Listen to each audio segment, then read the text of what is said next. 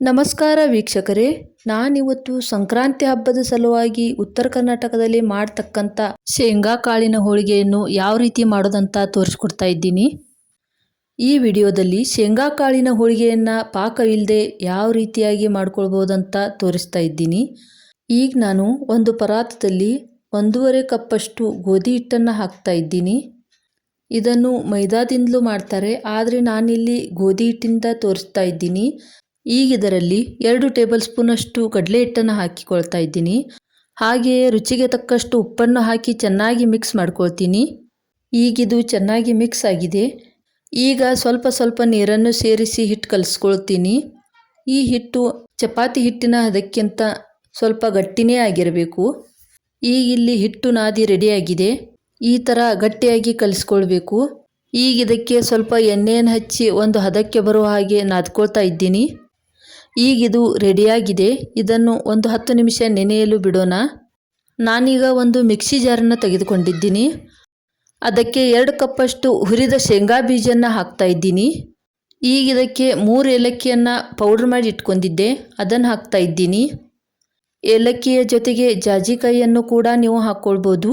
ಈಗ ಇದಕ್ಕೆ 1 ಕಪ್ಪಷ್ಟು ಬೆಲ್ಲವನ್ನು ಹಾಕ್ತಾ ಇದ್ದೀನಿ. ಬೆಲ್ಲವನ್ನು ಹಾಕಿದ ನಂತರ ಇದನ್ನು ಗ್ರೈಂಡ್ ಮಾಡ್ಕೊಳ್ಳೋಣ. ನೀವು ನೋಡ್ಬೋದು, ಈಗ ಇದು ರೆಡಿಯಾಗಿದೆ. ಇದನ್ನು ಒಂದು ಪಾತ್ರೆಯಲ್ಲಿ ತೆಗೆದುಕೊಳ್ತೀನಿ. ಪಾತ್ರೆಯಲ್ಲಿ ತೆಗೆಯೋದ್ರಿಂದ ಚೆನ್ನಾಗಿ ಮಿಕ್ಸ್ ಮಾಡಲು ಅನುಕೂಲ ಆಗುತ್ತೆ. ಹಾಗಾಗಿ ಒಂದು ಪಾತ್ರೆಯಲ್ಲಿ ತೆಗೆದುಕೊಳ್ಳಿ. ಈ ಥರ ಕೈಯಿಂದ ಚೆನ್ನಾಗಿ ಮಿಕ್ಸ್ ಮಾಡ್ಕೊಳ್ಳಿ. ಈ ಥರ ಮಾಡ್ಕೊಳ್ಳೋದ್ರಿಂದ ಬೆಲ್ಲ ಶೇಂಗಾ ಕಾಳು ಪುಡಿ ಚೆನ್ನಾಗಿ ಮಿಕ್ಸ್ ಆಗಿಬಿಡುತ್ತೆ. ಈಗ ಇವುಗಳ ಸಣ್ಣ ಸಣ್ಣ ಉಂಡೆಗಳನ್ನು ರೆಡಿ ಮಾಡ್ತಾ ಇದ್ದೀನಿ. ಈ ಥರ ಮಾಡ್ಕೊಳ್ಬೇಕು. ನಿಮಗೆ ಯಾವ ಸೈಜಲ್ಲಿ ಬೇಕೋ ಆ ಸೈಜಲ್ಲಿ ನೀವು ಮಾಡ್ಕೊಳ್ಬೋದು.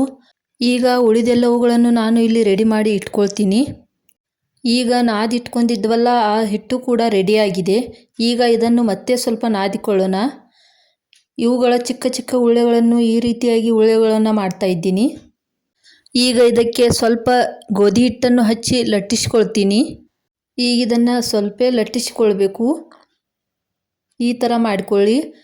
ಇದರಲ್ಲಿ ಆಗಲೇ ಮಾಡಿದ ಶೇಂಗಾ ಉಂಡೆಯನ್ನು ಇಟ್ಕೊಳ್ತೀನಿ. ಶೇಂಗಾ ಕಾಳಿನ ಉಂಡೆಯನ್ನಿಟ್ಟು ಈ ರೀತಿ ಪ್ಯಾಕ್ ಮಾಡ್ಕೊಳ್ಳಿ. ನಾನಿಲ್ಲಿ ಶೇಂಗಾ ಕಾಳಿನ ಉಂಡೆ ಥರ ಮಾಡ್ಕೊಂಡಿದ್ದೆ, ಆದರೆ ನೀವು ಹಾಗೆ ಪೌಡ್ರ್ ಕೂಡ ಹಾಕಿದರೂ ನಡೆಯುತ್ತೆ. ಈಗಿದು ರೆಡಿಯಾಗಿದೆ. ಇದಕ್ಕೆ ಸ್ವಲ್ಪ ಗೋಧಿ ಹಿಟ್ಟನ್ನು ಹಚ್ಚಿ ಲಟ್ಟಿಸ್ಕೊಳ್ತೀನಿ. ಇದು ಸ್ವಲ್ಪ ದಿಪ್ಪನೇ ಇರಬೇಕು, ಪೂರ್ತಿ ತೆಳು ಲಟ್ಟಿಸ್ಕೊಳ್ಬೇಡಿ. ಈ ರೀತಿಯಾಗಿ ಲಟ್ಟಿಸಿ ಮಧ್ಯದಲ್ಲಿ ಸ್ವಲ್ಪ ಸ್ವಲ್ಪ ಗೋಧಿ ಹಿಟ್ಟನ್ನು ಹಚ್ಚಿ ಈ ಥರ ಲಟ್ಟಿಸ್ತಾ ಇದ್ದೀನಿ. ಈ ರೀತಿಯಾಗಿ ನೀವು ಕೂಡ ಮನೆಯಲ್ಲಿ ಟ್ರೈ ಮಾಡಿ. ಒಂದು ಹೋಳಿಗೆಯು ಕೂಡ ಹಾಳಾಗುವುದಿಲ್ಲ, ತುಂಬ ಚೆನ್ನಾಗಿ ಬರುತ್ತೆ. ಈಗ ನೀವು ನೋಡ್ಬೋದು, ಹೋಳಿಗೆ ಲಟ್ಟಿಸಿ ರೆಡಿಯಾಗಿದೆ.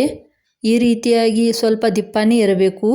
ಈಗ ಇದನ್ನು ಒಂದು ತಟ್ಟೆಯಲ್ಲಿ ತೆಗೆದಿಟ್ಕೊಳ್ತಾ ಇದ್ದೀನಿ. ಈಗ ಇದನ್ನು ಬೇಯಿಸಲು ನಾನು ಆಗಲೇ ತವಾ ಇಟ್ಕೊಂಡಿದ್ದೆ, ಅದು ಕೂಡ ಕಾದಿದೆ. ಈಗ ತವಾಕ್ಕೆ ಸ್ವಲ್ಪ ತುಪ್ಪವನ್ನು ಹಚ್ಚಿ ಲಟ್ಟಿಸಿದಂಥ ಹೋಳಿಗೆನ ಹಾಕಿದ್ದೀನಿ. ಇದನ್ನು ಮಧ್ಯಮ ಉರಿಯಲ್ಲೇ ಬೇಯಿಸ್ಕೊಳ್ಬೇಕು. ಜಾಸ್ತಿ ಉರಿ ಮಾಡಿದರೆ ಬೆಲ್ಲ ಹಾಕಿರುವುದರಿಂದ ತೆಳಗೆ ಹೊತ್ತಿಕೊಂಡು ಬಿಡುತ್ತೆ. ಹಾಗಾಗಿ ಇದನ್ನು ಮಧ್ಯಮ ಉರಿಯಲ್ಲೇ ಬೇಯಿಸ್ಕೊಳ್ಳಿ. ಈಗ ಇದು ಬೆಂದಿದೆ. ಮತ್ತೊಂದು ಭಾಗ ತಿರುವಿ ಹಾಕಿ ಅದಕ್ಕೂ ಕೂಡ ಸ್ವಲ್ಪ ತುಪ್ಪವನ್ನು ಹಚ್ಚಿ ಈ ರೀತಿ ಬೇಯಿಸ್ಕೊಳ್ತಾ ಇದ್ದೀನಿ. ಈಗ ನೀವು ಇಲ್ಲಿ ನೋಡ್ಬೋದು ಹೋಳಿಗೆ ಎಷ್ಟು ಚೆನ್ನಾಗಿ ಬಂದಿದೆ ಅಂತ. ಸ್ವಲ್ಪನೂ ಹಾಳಾಗಿಲ್ಲ. ನಾನಿಲ್ಲಿ ಹೋಳಿಗೆಗೆ ತುಪ್ಪವನ್ನು ಹಚ್ತಾ ಇದ್ದೀನಿ, ಆದರೆ ನೀವು ಎಣ್ಣೆಯನ್ನು ಕೂಡ ಹಚ್ಚಿ ಮಾಡ್ಕೊಳ್ಬೋದು. ಇವು ತುಂಬ ಚೆನ್ನಾಗಿ ಬರುತ್ತವೆ. ಈಗ ಇದು ರೆಡಿಯಾಗಿದೆ. ಇದನ್ನು ಒಂದು ತಟ್ಟೆಗೆ ತಕ್ಕೊಂಡು ಬಿಡೋಣ. ಇದೇ ರೀತಿ ಮತ್ತೊಂದು ಹೋಳಿಗೆನ ನಾನಿಲ್ಲಿ ನಿಮಗೆ ಬೇಯಿಸಿ ತೋರಿಸ್ತಾ ಇದ್ದೀನಿ. ಇದಕ್ಕೂ ಕೂಡ ನಾನಿಲ್ಲಿ ತುಪ್ಪವನ್ನು ಹಚ್ತಾ ಇದ್ದೀನಿ. ತುಪ್ಪ ಮತ್ತು ಎಣ್ಣೆಯನ್ನು ಹಚ್ಚಿಕೊಂಡು ಬೇಯಿಸಿದರೆ ಇವು ಕೇವಲ 8ರಿಂದ 10 ದಿನ ಮಾತ್ರ ಉಳಿಯುತ್ತೆ. ನೀವು ಹಾಗೆ ಏನೂ ಹಚ್ಚದೇನೆ ಬೇಯಿಸಿಕೊಂಡ್ರೆ ಇವುಗಳನ್ನು ತಿಂಗಳಗಟ್ಟಲೆ ಇಟ್ಕೊಂಡು ತಿನ್ಬೋದು. ಇವು ಹಾಳಾಗುವುದಿಲ್ಲ. ಈಗ ಈ ಹೋಳಿಗೆಯನ್ನು ಕೂಡ ಮೊದಲಿನ ಥರನೇ ಬೇಯಿಸ್ಕೊಳ್ತಾ ಇದ್ದೀನಿ. ನೀವು ನೋಡ್ಬೋದು, ಈ ಹೋಳಿಗೆನೂ ಕೂಡ ಸ್ವಲ್ಪನೂ ಕಟ್ಟಾಗಿಲ್ಲ, ಚೆನ್ನಾಗಿ ಬಂದಿದೆ. ಇದೇ ರೀತಿ ಎಲ್ಲ ಹೋಳಿಗೆನೂ ಚೆನ್ನಾಗಿ ಬರುತ್ತವೆ. ನೀವು ಕೂಡ ಟ್ರೈ ಮಾಡಿ. ಇದರಲ್ಲಿ ಕಡಲೆ ಹಿಟ್ಟನ್ನು ಹಾಕಿರುವುದರಿಂದ ತುಂಬ ಒಳ್ಳೆ ಟೇಸ್ಟ್ ಬರುತ್ತೆ. ಈಗ ಈ ಹೋಳಿಗೆನೂ ಕೂಡ ಎರಡೂ ಬದಿ ಚೆನ್ನಾಗಿ ಬೇಯಿಸ್ಕೊಳ್ತಾ ಇದ್ದೀನಿ. ಇದು ಕೂಡ ಈಗ ರೆಡಿಯಾಗಿದೆ. ಇದನ್ನು ಕೂಡ ಈಗ ಒಂದು ತಟ್ಟೆಗೆ ತೆಗೆದಿಟ್ಕೊಳ್ತಾ ಇದ್ದೀನಿ. ಇದೇ ರೀತಿ ಉಳಿದ ಎಲ್ಲ ಹೋಳಿಗೆಗಳನ್ನ ನಾನು ರೆಡಿ ಮಾಡ್ಕೊಳ್ತೀನಿ. ಈಗ ನೀವು ನೋಡ್ಬೋದು ಇಲ್ಲಿ ಎಲ್ಲ ಹೋಳಿಗೆನ ರೆಡಿ ಮಾಡಿದ್ದೇನೆ. ನೀವು ನಮ್ಮ ಚಾನಲ್ಗೆ ಹೊಸಬರಾಗಿದ್ದರೆ ಲೈಕ್ ಮಾಡಿ, ಶೇರ್ ಮಾಡಿ, ಕಮೆಂಟ್ ಮಾಡಿ, ಹಾಗೆ ತಪ್ಪದೆ ಸಬ್ಸ್ಕ್ರೈಬ್ ಆಗಿ. ಪಕ್ಕದಲ್ಲಿ ಬೆಲ್ ಐಕಾನ್ ಇದೆ, ಅದನ್ನು ಕೂಡ ಕ್ಲಿಕ್ ಮಾಡಿ.